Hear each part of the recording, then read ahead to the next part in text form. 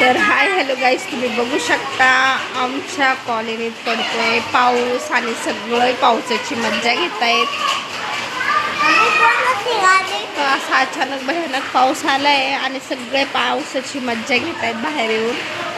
हाय परी,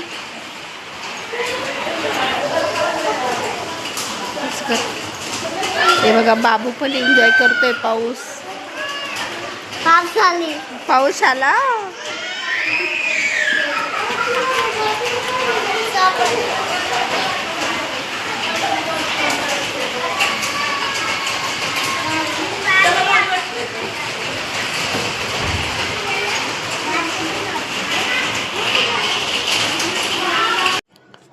तर इकडे इतकं फ्रेश वाटत होतं, खूप गरम होत होतं आणि पाऊस आल्यावर खूप थंड असं वाटत होतं आणि इतका सुंदर असा सुगंध येत होता मातीचा.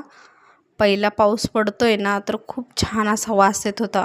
मी तर तो वास घेत किती वेळ बसले, जोपर्यंत पाऊस चालू होता तोपर्यंत बाहेरच बसली होती. खूप फ्रेश आणि छान वाटत होतं, वातावरण पण खूप मस्त असं झालं होतं ना. पण असा अचानक कसं काय पाऊस आला मार्चमध्ये, ते पण असो पण शेतकरी लोकांचं खूप नुकसान होईल आता. अंगूरचं, कलिंगडचं किती मेहनत करतात ते. तर असा नाही यायला पाहिजे होता, पण ठीक आहे, आता काय करणार आहे. तर हॅलो गाईज, स्वागत आहे तुमचं माझ्या यूट्यूब चॅनलवर, ज्याचं नाव आहे परीची दुनिया. आणि माझ्या दुनियात तुमचं खूप खूप स्वागत आहे. तर आत्ता होती माझी संध्याकाळच्या स्वयंपाकाची तयारी. आणि संध्याकाळच्या स्वयंपाकाची तर तयारी होतीच होती, पण मला खूप मोठं टेन्शन असतं सकाळचं. तर सकाळसाठी आता मी निवडती गवार, बाबूच्या टिफिनसाठी गवार. आणि आता इकडं बाबूचा चाललाय अभ्यास. तर बघू शकता इकडं चालली बाबूची स्टडी. उद्या आहे बाबूचा पेपर. बाबू, उद्या कुठला पेपर आहे? कुठला पेपर आहे उद्या? ड्रॉइंग पेपर आहे ना? कोणता आहे? कोणता पेपर आहे?